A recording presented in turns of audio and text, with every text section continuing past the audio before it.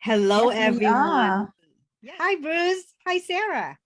And today we have our special guest, a TEDx fellows who has done really, really well on his TEDx talk, over 250,000 views. So we're going to have Bruce introduce himself really quick later. But as always, we're so glad that Sarah is back, and Sarah gonna kick off the program by introducing herself, and then I will take after her for a minute or so, and then we're gonna have Bruce hold the microphone so he can tell us who he is and why we are having him on today, because this month we're celebrating gratitude, faith, and blessing. And I'm sure we have a lot to talk about it. So go ahead, Sarah. Okay, let's get on. Thank you for watching.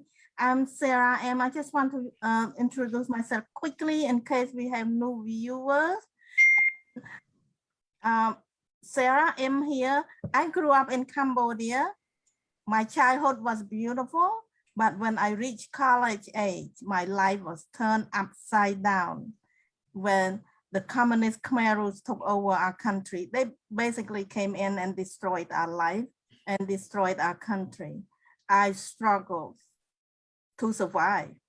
There are 2 million people who did not survive, but I am forever grateful that I'm here, be able to be in the beautiful country and meet awesome people here. And I was able to publish my book, and it's called How I Survived the Killing Fields. It's available on my website, sarahim.com. And I'm also a inspirational speaker. So that's all I want to say. And we will get started on our conversation very soon. Back to you, Lee. Thank you, Sarah. So I am the other half. I am also a co-host here. I came from the sea. Actually, I'm a neighbor with Cambodia. I was born and raised in Vietnam, but we took the sea route out to escape the communists. Pretty much the same time with Sarah, while she's fighting the jungle, my family and I was fighting pirates in the sea. No, we did not fight them. We kind of like let them do whatever they want. And we caught a win when they didn't kill us. But we came to America with nothing and built up from the beginning, all surviving. And I also wrote my book and tell my story 40 years later and tell my story on the TEDx stage. And now I am also a inspirational speaker, taking the message out there to help people bridge that culture gap, and also help people to bring hope and bring to survive during this challenging time, because we all have challenging times. How are we dealing with it is one thing, and how do we get over it is another thing. So when the sea meet the jungle, we just like felt like it's a perfect match to be here and encouraging other people to share with us their story. Now, I want to do a little quick plug before we get to Bruce. This platform is now dedicating to help refugee overseas in Malaysia. There's still a large population. It's about 150,000 refugees that come from all over in the Middle East, and Tibetans and I want to say Nepal's, and many different countries that's still concentrated in Malaysia.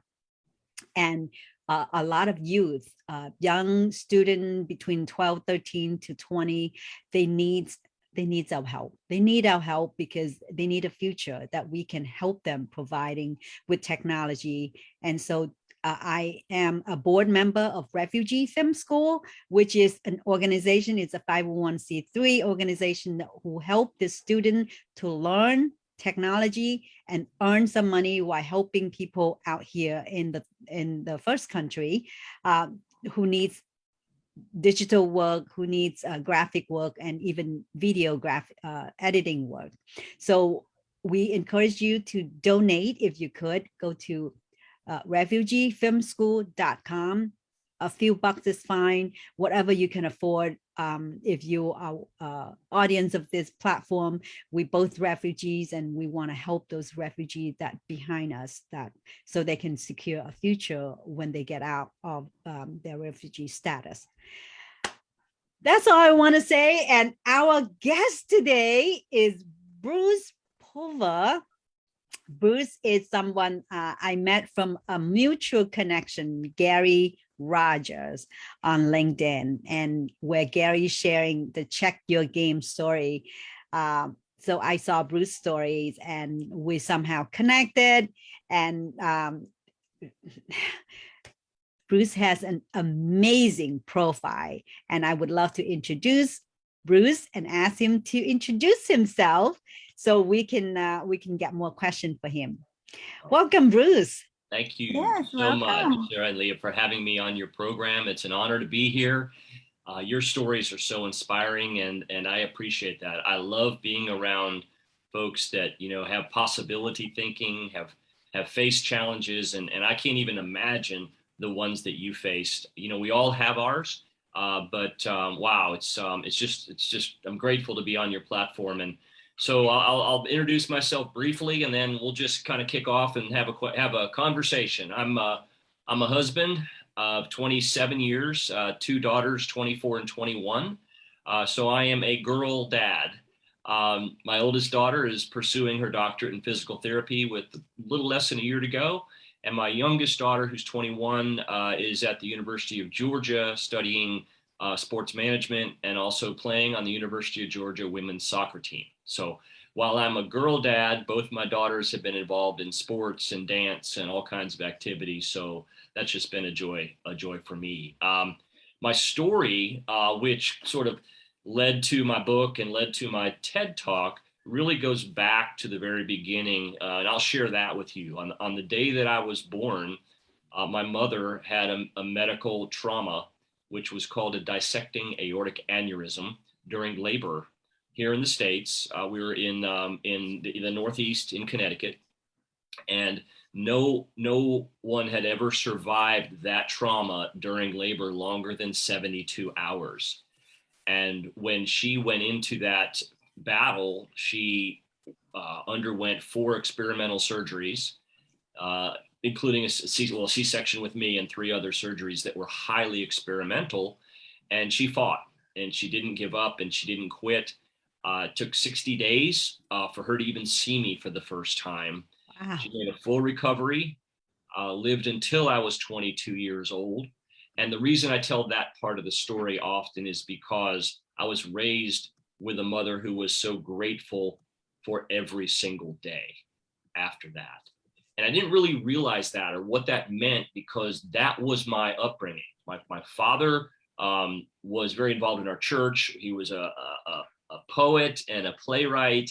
He loved words, and my mom's gratitude that I just grew up with. I didn't know anyone's upbringing was different than that, right? Because it was the only one I had, until about 25 years into my professional career. I faced a massive downsizing in the company I worked for, and myself and 500 other employees were let go, terminated, laid off on the same day. And the next day, I realized what my mother's gratitude for life and my father's love of words really meant, because it all forged together when I woke up one morning and I had a word pounding in my head, and I wrote that word vertically, and the word was strong. And I just looked at it, and it became stand tall, remain optimistic, now go for it. I just wrote that down next to the words that were vertical.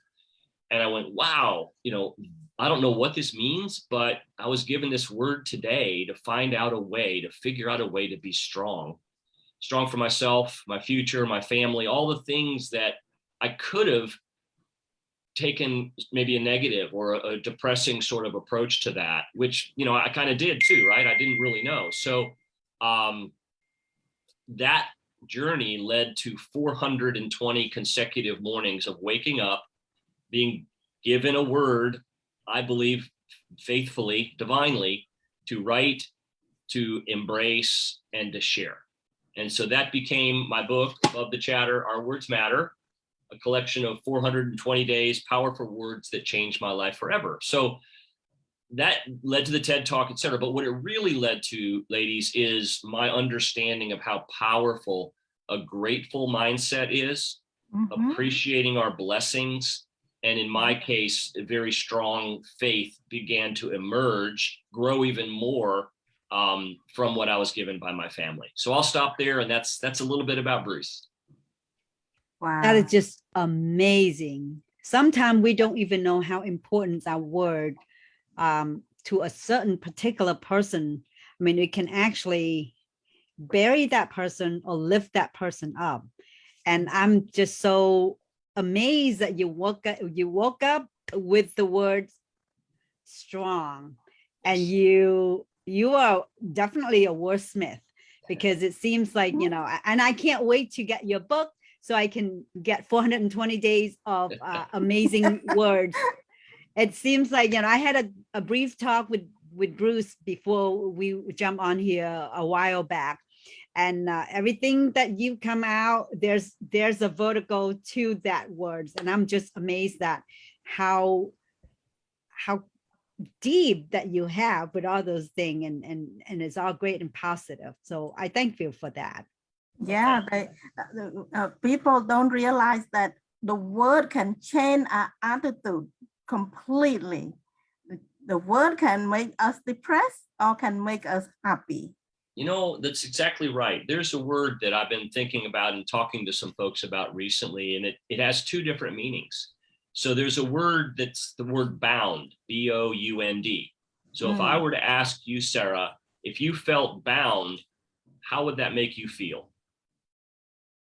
Feel depressed, you're sad. Depressed. Sad, bound, like restricted or held down. But Leah, if I said to you, you are bound for greatness, how different does that make? I know it is a different, yeah. When I see bound, I was like homeward bound, you know, where a place that's comfy.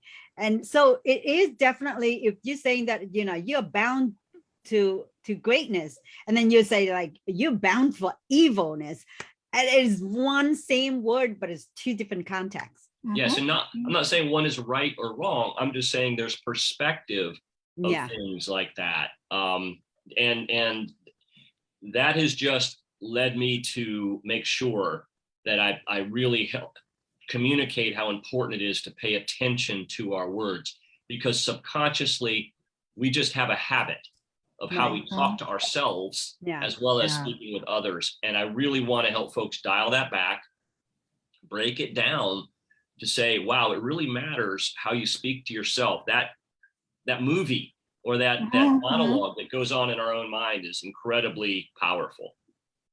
Yeah, why I was really looking forward to read your book. I had a book that I read recently. It's called The Four Agreement. I'm pretty sure. And the first one on the book is be impeccable with your word. And I was just like, that is the most important. And I thought of you. I went for a walk this morning, so I just kind of like pulled that out on the YouTube and I listened to it again. Yeah.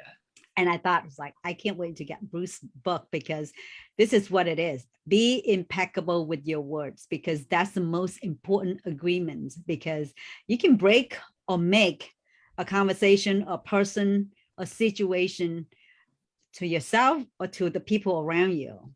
So it's so important, especially, you know, if we're thinking of children or young adults that are being influenced by adults, whether it's a teacher, a coach, a band director, choir director, you know, a scout leader, a dance instructor, whomever. So criticism is important, right? It's a way for us to improve. But how we deliver that can be so impactful and so discouraging if we're not careful about it. Now, we don't want to be ultra soft, and I think we have to be clear. To be kind sometimes is to be very clear. Right. But how we say things, it's really important how we package our communication, because the words have perspective to everyone. What you say and what I hear could be two very different things. Absolutely. That's why communication is so important. And it's like you were saying that, not what you say, but how you say it. It just, And so what led you to the road of being specialized in writing a book or take you to the TEDx? Like, how does that mold into this whole entire journey? Yeah, great question. So the writing was really just a journal. I mean, and I started sharing it over time with friends, with family, with coworkers. And one specific trigger that really helped me realize that this needed to be more than just a tablet with my words in it was I sent a word to a dear friend who's a pediatric heart surgeon. So he is operating on newborn babies with heart problems from when they are born. And I sent a word out one day, which was the word calm, CALM. Catch a little moment is CALM. Oh, wow. Wow. And that night, my dear physician friend messaged me and he said, at 6 a.m. when I got your word, which is when I typically write them is in the morning, he said, I was scrubbing in the OR, getting ready, getting clean to come and operate on a newborn with a heart the size of a walnut. And he said to me, as I chatted with him afterwards, he said, Bruce, there were 10 possible problems that I wouldn't know until we got in and looked at the heart. And with each of those 10 possible problems, there were 10 different potential solutions for me to solve those problems. So I needed to catch a little moment and be calm. And I went, okay, this changes everything. This is no longer about me. I'm just a vessel. Yeah. And I try to say that incredibly humbly because I'm not this incredible English writing person. In fact, Clearly you have a gift. Clearly is- you have a gift. it has been a gift and I've honored it as best I can. I cherish it. I give the words away every day when I write them. And every time I'm booked to do a keynote talk or a motivational talk, I give books to organizations that are helping others, whether it's a orphanage or a homeless shelter or veterans associations or hospitals, just because our family was given so much in my early life that it's something that I do as part of my mission. So when did you know that you want to tackle this as the profession of your life? I mean, what were you before this? Yeah, so when I got out of college, because of the healthcare, assistance and miracle, if you will, that my family received, I went directly into the healthcare business, mainly on the technology side and helping hospitals with a lot of their technical operations, computer systems, et cetera, as a salesperson. And I continue to do that. I'm still in that world. I still advise and do some writing and consulting and strategic work there. But as soon as I started getting the words, I realized that I was in a challenging situation around work, but it was also an assignment. And the assignment was to take this gift, which I call God installed features to share, GIFT. You're killing me. I want that book so everything's got an acronym to it. Oh my goodness. If books were written vertically, I'd be a much faster reader. You must be really good with crosswords and others. Well, my dad was a crossword puzzle nut. So I think it was after I got this assignment, and I felt like it was a challenge to overcome. It was an obstacle. It was struggling, right? But I had to thrive. I had to figure that out, right? From surviving to thriving, which is what we're talking about here. It was there was no option. I mean, I had to figure out, I didn't know anything about a book. I didn't know anything about publishing, graphic art, nothing. And so I just stepped in and I said, look, God, you've given me this gift and you've given me this assignment. You will show me the way. You will put the right people in my life that will help make this happen. And that's kind of how everything happened. I just stepped in my faith and said, let's just go, let go and let God. Awesome. So are you doing this full time? Yeah, well, yes, I am doing more and more of this full time. I still, like I said, I'm still working in my healthcare space, but this is just a calling. I do a lot of this weekends, evenings, take my time when I'm booked to go do something to, work my schedule out and make that happen. Awesome. Well, thank you for sharing your gifts, because I think so many of us out there are looking for that life vessel, just that word to hang on when they are in their pit bottom.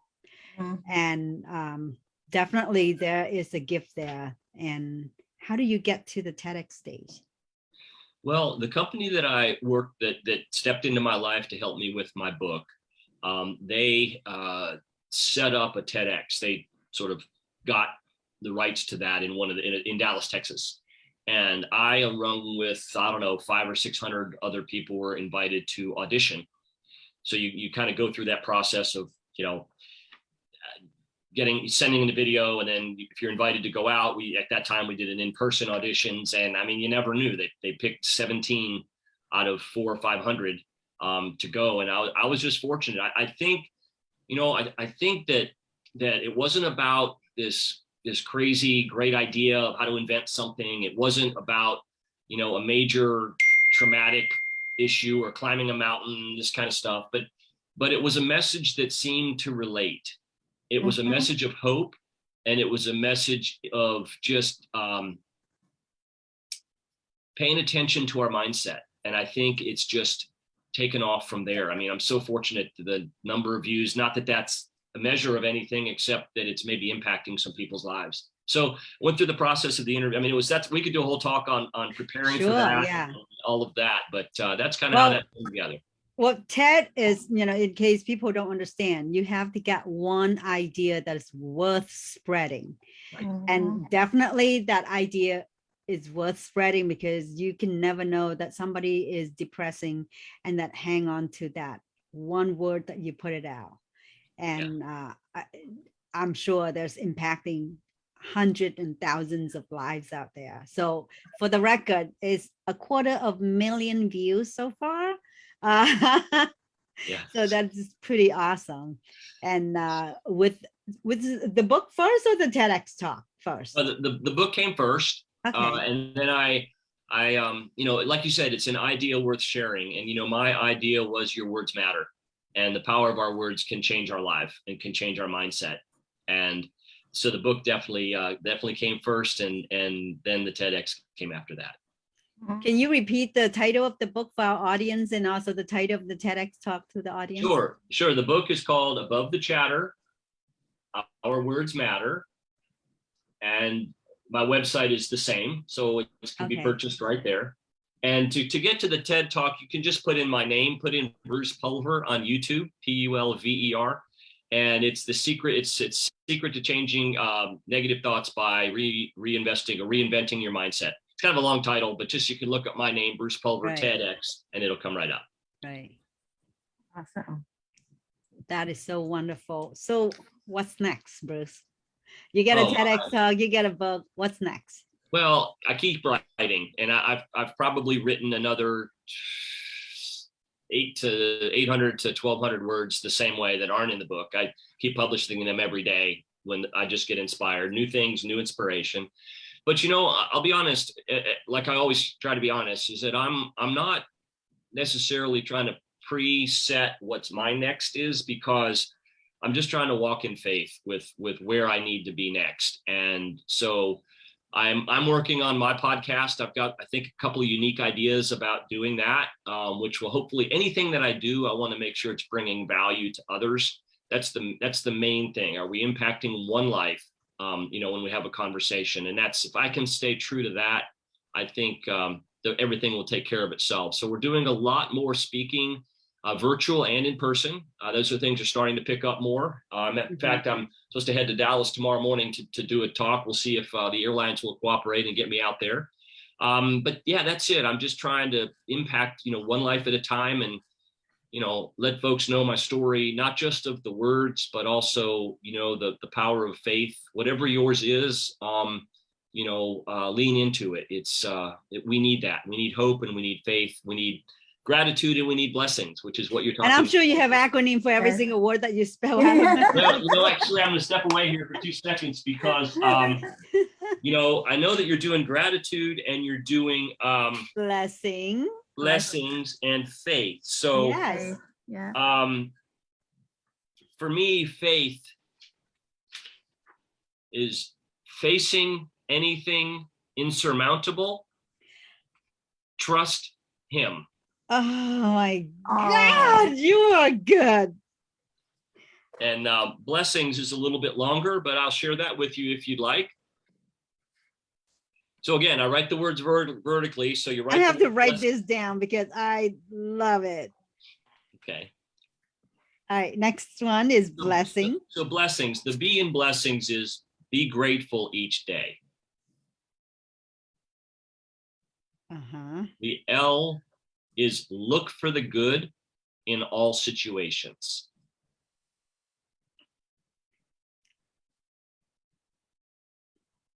And I'll share these out with you. You can post them in the post show notes. Yes, yes, okay. So please. the E is expect the best when it's hard. Right? It's always easy. You teach this kind of thing because I want to learn it. Yeah, I do. I've created a course called Wordshop that we do. So E is expect the best when it's hard. S is see the gifts you have inside of you. I mean, that's what our blessings are the right, gifts that right. we have. The next S is see them grow as appreciated. So what I mean there is the more that we lean into the gifts we have and not wish for ones we don't, the more value they bring, not just to ourselves, but to others. Right. The I is inspect them and be thankful. Family, a roof over our head, a job, the smell of freshly cut grass, whatever that is that Yeah, that you little expect things. them and be thankful. The N is now find ways to share them, right? Wow. Our blessings are meaningless unless we are out there sharing them with others. That's where they really explode, right? The G is go help others realize theirs, right? We can't do this alone. Yes. And then the last syllable in the word blessings is sing. So sing as the last syllable says. I love it. And I do also have, because I was thinking about this as you were talking about your theme for the month, faith, blessings, and gratitude. And I also wrote gratitude. I wrote this a couple of years ago, but I have it. I keep them all kind of categorized. So can I share gratitude with you as well? Absolutely. Yes, please. Okay. So again, gratitude, just I'm going to have you to post it later because I don't want to write it. I want to listen to you. I will share. I will send these to you and you can put them in the universe. That's the ripple. Okay. So with gratitude, this was a fun one because I used 2 words for each letter, like for the G, but they're all the same. So gratitude is grateful grace, respectful reverence, appreciative attitude. I'm reading them over here. That's why I'm looking at my screen. Okay. Yeah. Thankful thoughts, insightful inspiration, tenacious trusting, unanimous understanding, devoted dedication, and expectant excellence. So I think when I sit down and I look at gratitude, that's what it means to me. Right. And it just helps me kind of understand what some of these really powerful words mean. I love them all, but I love the shorter one. I love faith and I love blessing. I think that just really speak to me. And is exactly what we're trying to strive for. Yeah, and let's agree that this isn't easy, right? We're talking about ways we'd like life to be. We'd love to appreciate our blessings, but you know what? We're dealing with a lot of things, whether it's domestically, whether it's internationally, globally. Yeah, we're not talking about those right now. We're talking about we want to have gratitude, we want to appreciate our blessings, and we want to have faith. I just don't want anybody to think that this is just because you have a word, it's easy. It's a mindset. It's a way that you start incrementally thinking about things in a world of appreciation and gratefulness that I was raised with, and then I was called on when I had an impact in my life, which I call a BAM moment, which is when, my job situation changed, etc. I think our mind's just like a garden with it can be fertile if we put all these meaningful words in there and manifest it, or we just let the noise, all this horrible things out in the news and all the things that we absorb in, all the chatterbox that was just nonstop, that will be planting a bunch of weeds and other things that it was just going to taking over. So we need more encouraging words. We need more something that easy to remember. And we need you to help. Well, here's a challenge then to everyone, right, that's listening here. I will make the argument that everyone has a word in their life, in their experience, in their background that's been a powerful word in their life at some point. It may be something that they read. It may be something from an influential mentor, a teacher.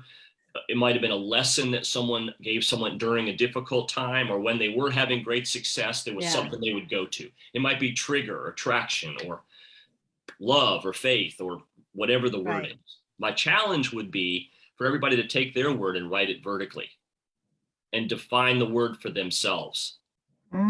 Then keep it very, very close to them for the next 30 days. And I'm just going to borrow yours. At this point, I just love the calm.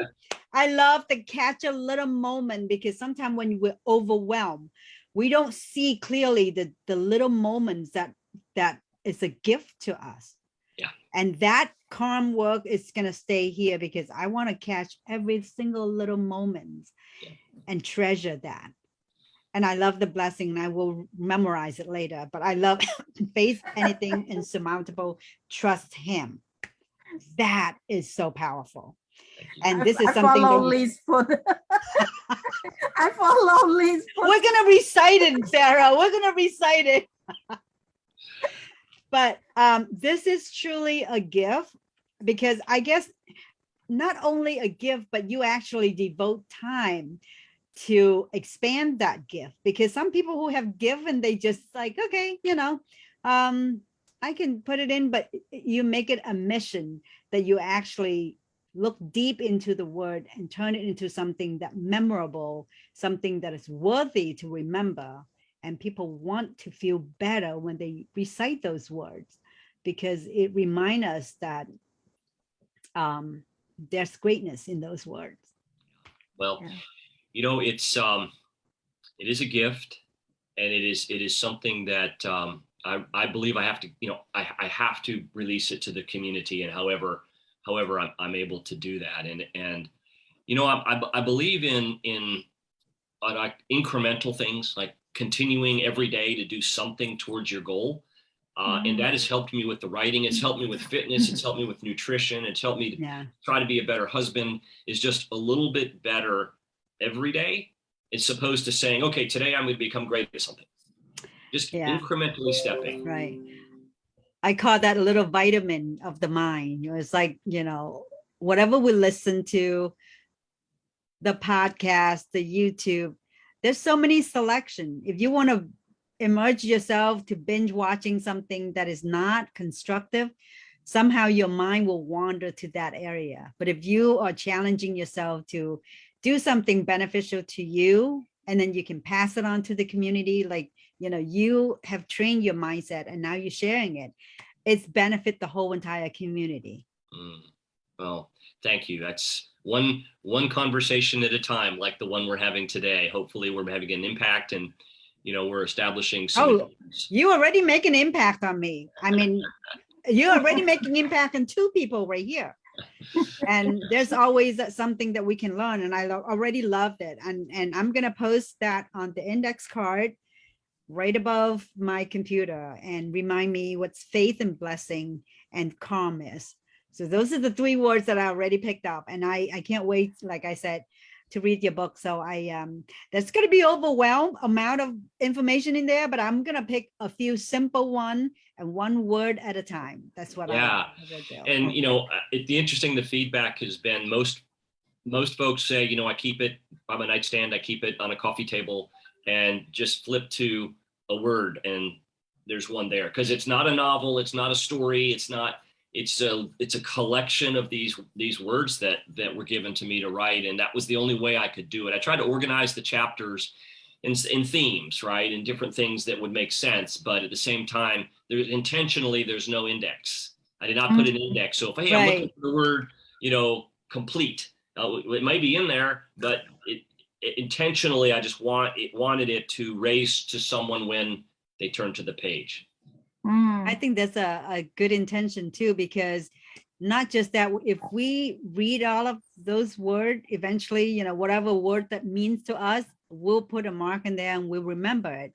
But that also train us in a habit of looking thing and find the goodness in those words, like you did with your book.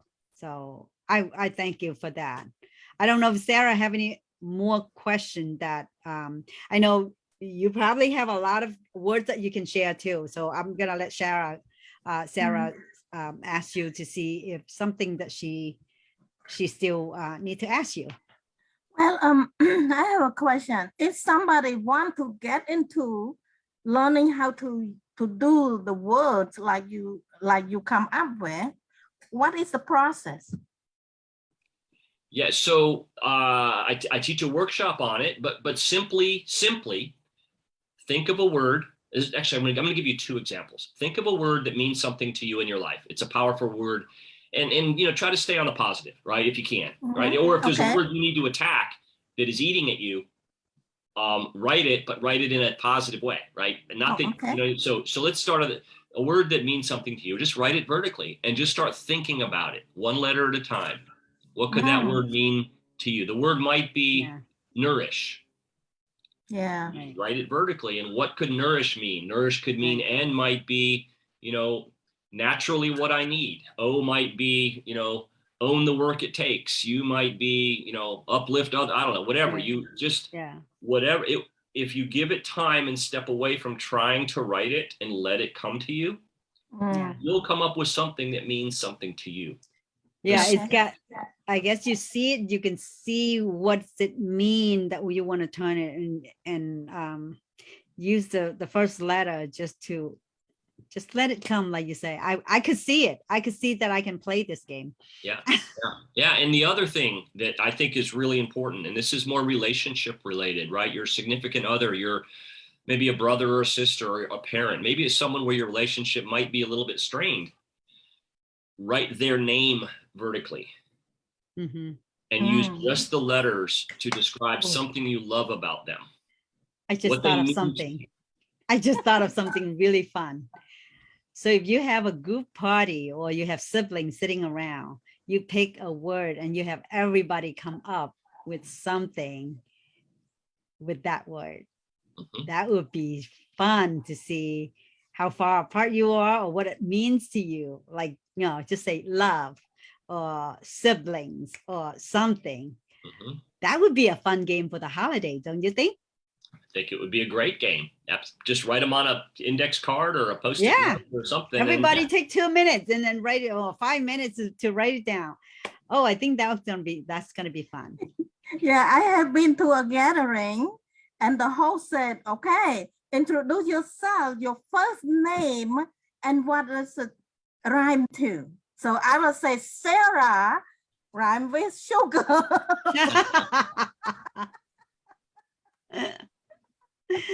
Oh, that's great. That's wonderful. I like that. Bruce rhymes with caboose. I don't know. What does Bruce rhyme with? I don't know. I have no idea. You're talking to people who are not mother tongue in English, so that's gonna take you a little while to get us out to something that is useful. But if somebody who's beginner, what is one thing that you can help people to get to, like maybe give a few words that people can use right away? I know that I already get 3, but something that people request more often, or something that our audience can just like hang on to it and make make it to the way that yeah, something that they can use right away. Okay. Yes, I have one for sure. Whenever you're trying something new, and I think it's really important in life to always be a beginner at something, right? Maybe you want to read more books, but you haven't. Be a beginner and start reading more books. Maybe you want to work on, I don't know, something fitness related. Maybe you want to start a new craft or a new hobby of some kind. Maybe you want to, I don't know, invest in real estate, whatever your thing is. New hobby, anything. Something new. that's Yeah. new. Start with the phrase, yes, I can, in everything that you do that's new, versus no, I can't, or I'm not sure, or yes, I can. And the reason I say that is because if you write it vertically, it means you expect success in challenging activities now. It doesn't matter what it is. If it's a job interview for a new skill you just developed and you've always wanted to move into this new area, it can provide more for your family, it provides you more opportunity, but you might be nervous about the interview. You might be nervous about learning the skill. You might be saying, oh, it's easier to stay where I am than it is to step out of my comfort zone and try something new. Yeah. If you start with, yes, I can, and especially if you say this to children, the first time they're climbing the monkey bar, the first time they're riding a bicycle without training wheels, first time they kick a ball into a soccer net, and they say, yes, I can, they're starting on the right foot. That's how I would encourage anyone to start, not just writing their own words, but in anything about life. Yeah, even just you don't even have to elaborate it. Just say, yes, I can. That's enough, the affirmation. Yes. To give you the confidence to do it. And then now you're expanding it to make it even more meaningful. Yes. Well, thank you so much, Bruce. This has been such a pleasure conversation. And thank you for sharing your gift with us, with our audience. And I encouraging everyone to go listen to his TEDx talk and grab a copy of his book. I don't know, where can people find your book? Yeah. At my website is above the chatter, ourwordsmatter.com. I sign every copy that's purchased there. Or if you prefer Barnes & Noble or Amazon online or however, it's available through all the online ordering that you can order other books from as well. All right. There you go. Well, thank you again for being on here. And I've got 3 words that I'm going to cling on to it already. I mean, I really think that this is so valuable. And words does matter. Words do matter. And we want to be impeccable with our words. So absolutely. Thank you. Yeah. Thank you guys so much for having me on and exposing me to your community. I hope we brought some value today. And guys, absolutely. Yes. Yeah. Yes.